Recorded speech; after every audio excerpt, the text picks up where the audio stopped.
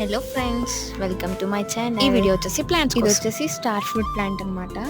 తీసుకొని 4 months complete అయిపోయింది. చూసారు కదా, ఫ్లవరింగ్ ఫ్రూట్స్. నర్సరీలో మనం ఫ్రూట్ ప్లాంట్స్ తీసుకునేటప్పుడు అవి గ్రాఫ్టెడ్ ప్లాంట్స్ అయి ఉండాలి. ఫ్రూటింగ్ అనేది ఫాస్ట్గా ఉంటుంది. గ్రాఫ్టెడ్ ప్లాంట్స్ తీసుకుంటే మనం టెర్రస్ పైన ఈజీగా గ్రో చేసుకోవచ్చు.